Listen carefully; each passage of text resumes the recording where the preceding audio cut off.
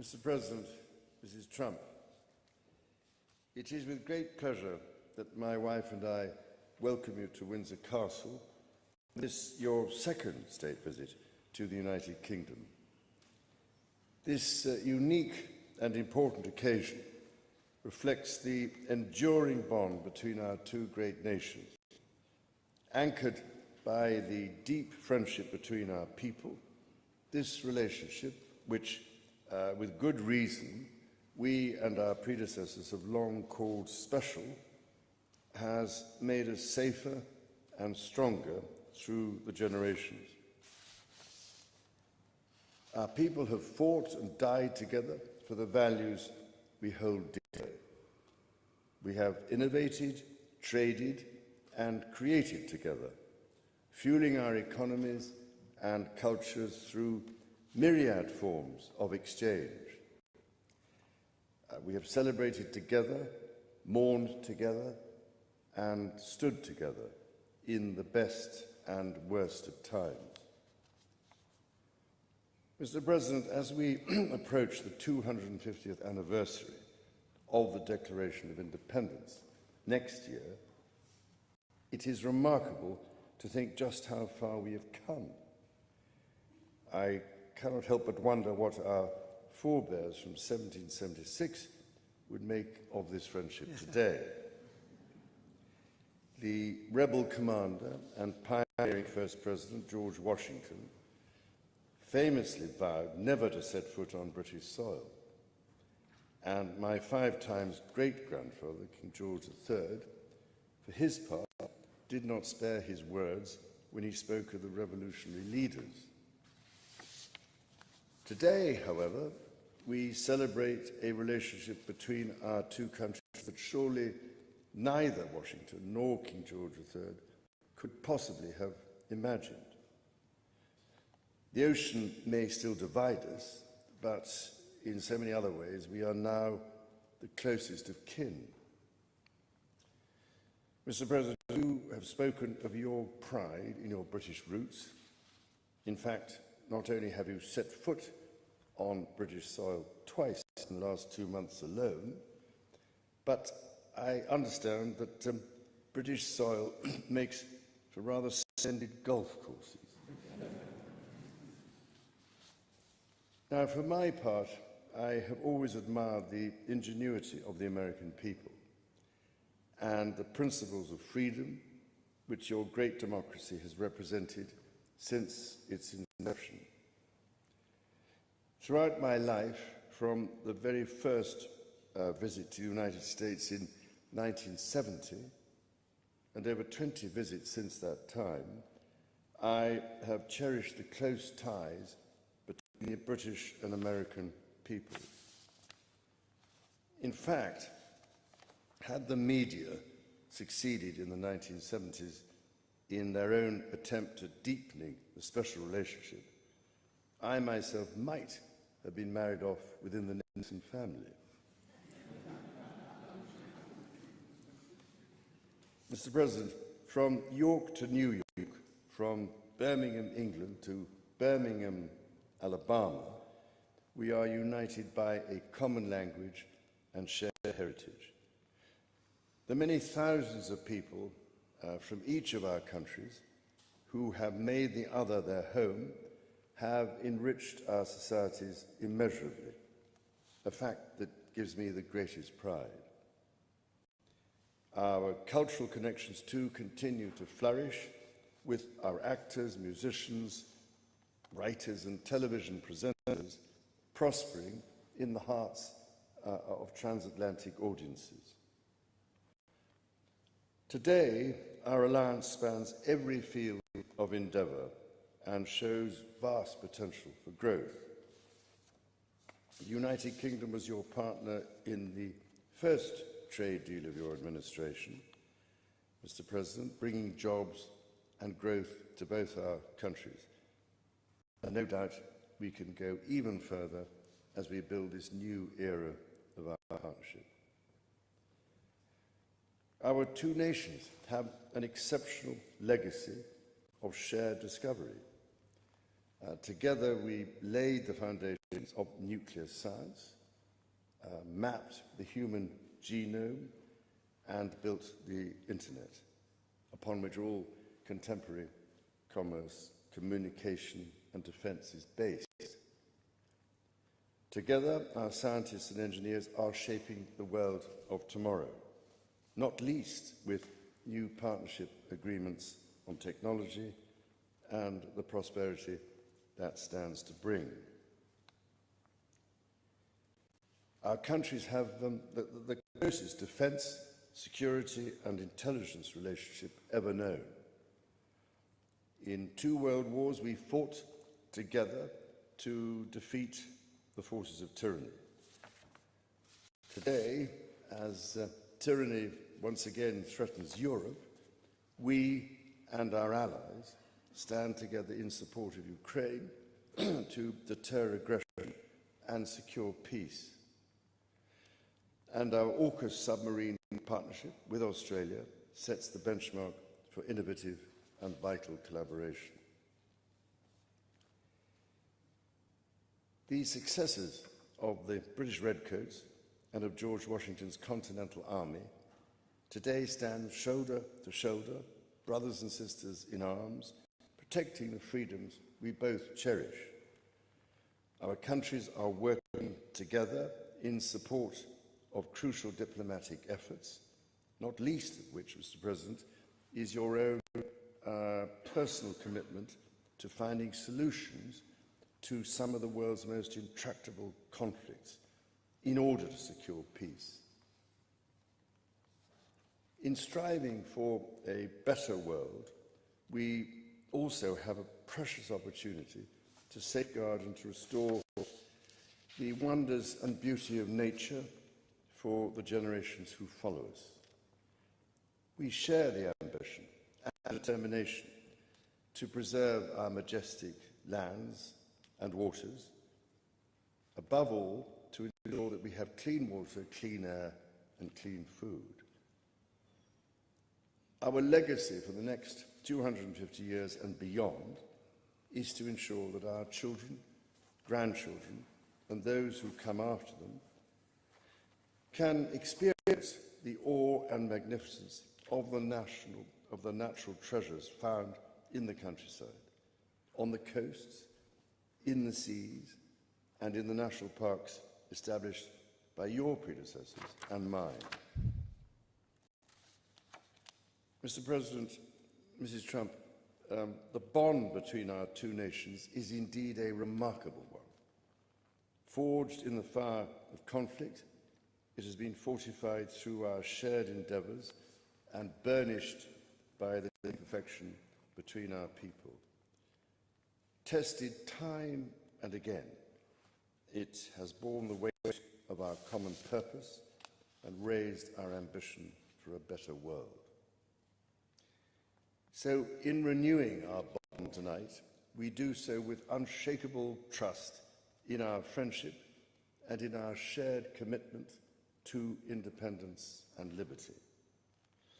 Therefore, as we celebrate this unparalleled partnership, allow me to propose a toast to President Trump and the First Lady, and to the health, prosperity, and happiness of the people of the United States of America.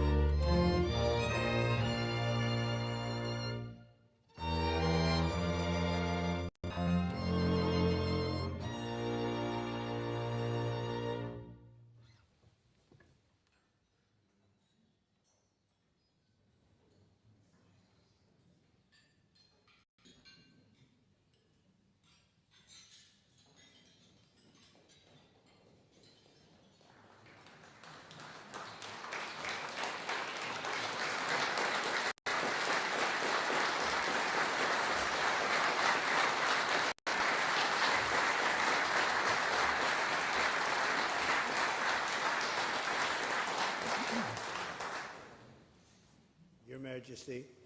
Melania and I are deeply grateful to you and Queen Camilla for your extraordinary graciousness. And to William and Kate, thank you so much. It's been so great being with you today. Thank you very much. It's a singular privilege to be the first American president welcomed here. And if you think about it, it's a lot of presidents, and this was the second state visit, and that's the first, and maybe that's going to be the last time. I hope it is, actually. But this is truly one of the highest honors of my life. Such respect for you and such respect for your country. For many decades, His Majesty the King has epitomized the fortitude, nobility, and the spirit of the British monarchy and the British people. He's dedicated himself to preserving the glory and unique character of this kingdom, restoring life to the rivers and streams, supporting the works of its artists and composers, planting trees and gardens in its countryside. And I just visited one of the most beautiful I've ever seen that you just completed, and protecting the architectural integrity of cities, villages, and towns. He has uplifted the poor, cared for rural farmers, and tended to wounded veterans like nobody else. I'll tell you that I just stood in line and shook about 150 hands, and the King knew every single person and every single company, and some of them had bad names like XYZ-Q3, and he knew every one of them, or at least I think he did, because nobody was complaining. I was very impressed with that.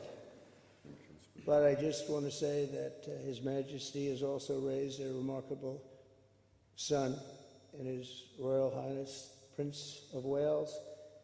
Really amazing. We've gotten to know you, and I think you're going to have an unbelievable success in the future. Melania and I are delighted to visit again with Prince William and to see Her Royal Highness, Princess Catherine, so radiant and so healthy, so beautiful. It's really a great honor. Thank you. Many years ago, His Majesty opened his archives to a biographer. Among the documents was a letter from 1993 in which he described the patriotism and guided his many projects. He wrote that he was, quote, entirely motivated by a desperate desire to put the great back into Great Britain. In the finest tradition of British sovereigns, he's given his whole heart, everything he's got, to those parts of Britain that are beyond the realm of mere legislation. It's not easy, but which define its essence and its virtue, its harmony and its soul. It's an amazing calling, and there's nobody that's answered that calling like you have. A fifth of all of humanity speaks, writes, thinks, and prays in the language born on these isles and perfected in the pages of Shakespeare and Dickens and Tolkien, Lewis, Orwell, and Kipling. Incredible people, unbelievable people like we have rarely seen before, probably won't see again. The lion-hearted people of this kingdom defeated Napoleon, unleashed the Industrial Revolution, destroyed slavery, and defended civilization in the darkest days of fascism and communism. The British gave the world the Magna Carta, the modern parliament, and Francis Bacon's scientific method. They gave us the works of Locke, Hobbes, Smith, and Burke, Newton, and Blackstone. The legal, intellectual, cultural, and political traditions of this kingdom have been among the highest achievements of mankind. There's really never been anything like it. The British Empire laid the foundations of law, liberty, free speech, and individual rights virtually everywhere the Union Jack has ever flown, including a place called America. You know that place very well, don't you? His Majesty spoke eloquently about the bond which inspired Sir Winston Churchill, and the bust is in the Oval Office right now, the beautiful bust of Winston Churchill, to coin the phrase special relationship. But seen from American eyes, the word special does not begin to do it justice. We're joined by history and faith, by love and language, and by transcendent ties of culture, tradition, ancestry, and destiny. We're like two notes in one chord or two verses of the same poem, each beautiful on its own, but really meant to be played together. The bond of kinship and identity between America and the United Kingdom is priceless, eternal. It's irreplaceable and unbreakable. And we are, as a country, as you know, doing unbelievably well. We had a very sick country 1 year ago, and today, I believe we're the hottest country anywhere in the world. In fact, nobody's even questioning it, but we owe so much of that to you and the footing that you gave us when we started. Together, we've done more good for humanity than any two countries in all of history. Together, we must defend the exceptional heritage that makes us who we are, and we must continue to stand for the values and the people of the English-speaking world, and we do indeed stand for that. On behalf of all Americans, I offer a toast to one of the great friendships, to two great countries, and to His Majesty, King Charles III, a very, very special man, and also a very, very special queen. Thank you very much. Thank you. Thank you very much. It's a great honor to be with you.